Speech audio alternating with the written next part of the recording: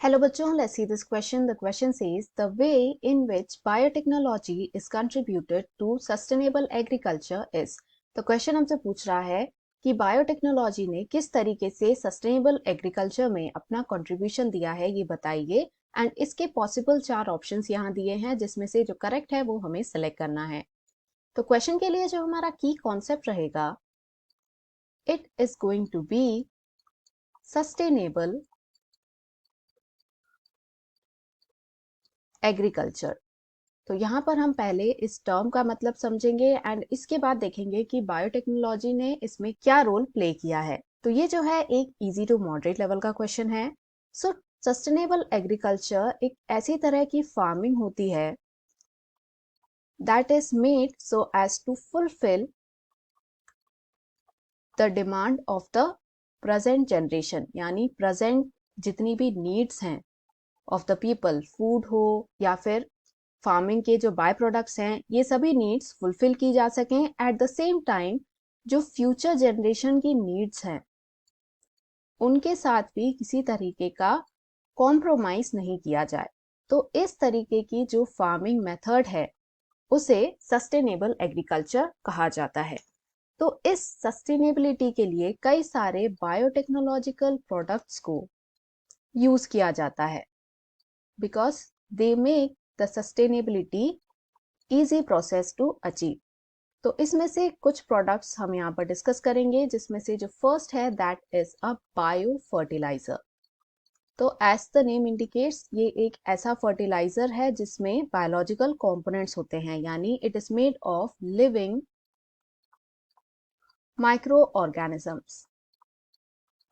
तो इन फर्टिलाइजर्स को जब यूज किया जाता है इन द फील्ड्स, तो ये प्लांट्स को जो कोई भी रिक्वायर्ड न्यूट्रिएंट हैं वो सप्लाई करते हैं एंड उसकी ग्रोथ को प्रमोट करते हैं, उसकी ग्रोथ को इंक्रीज करने का काम करते हैं। And at the same time they are not at all harmful for the environment. किसी भी तरह का नेगेटिव इम्पैक्ट हमें बायो फर्टिलाइजर से देखने को नहीं मिलता। सेकेंड इज द SCP, या फिर जिसे सिंगल सेल प्रोटीन भी कहा जाता है।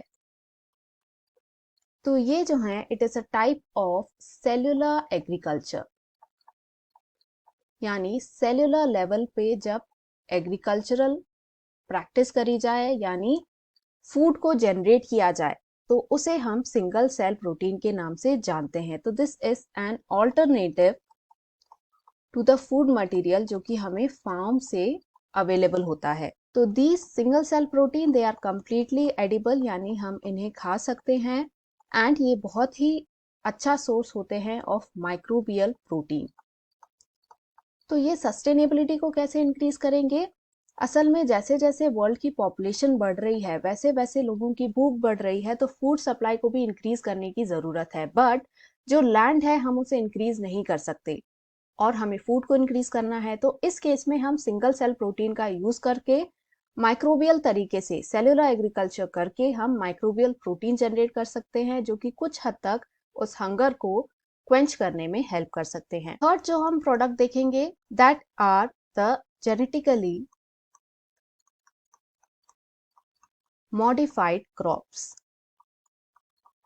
यानी ऐसी क्रॉप्स, ऐसी वेजिटेशंस जिनका DNA जो है मॉडिफाई किया गया है वाया बायोटेक्नोलॉजिकल एप्लायंसेस एंड इनको बना दिया जाता है disease resistant as well as insect resistance.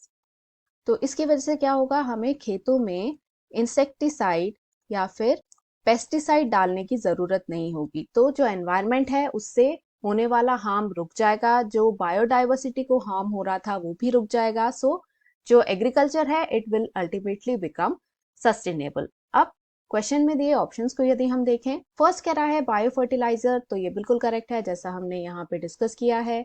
Second कह रहा है सिंगल सेल प्रोटीन SCP, तो ये बिल्कुल करेक्ट है जैसा हमने यहाँ पर देखा। एंड थर्ड कह रहा है disease and insect resistant varieties, तो ये बिल्कुल करेक्ट है बिकॉज ये यहाँ पे जेनेटिकली मॉडिफाइड क्रॉप्स की ही बात कर रहे हैं, which is a correct option for sustainable agriculture. यानी ये तीनों ही ऑप्शन करेक्ट हैं। तो जो करेक्ट फाइनल आंसर रहेगा it will be option D. तो हम बाकी सारे ऑप्शंस को इरेज कर देते हैं। Hence the final answer to this question is option D, that is all of the above. Hope you understood it well. Best of luck.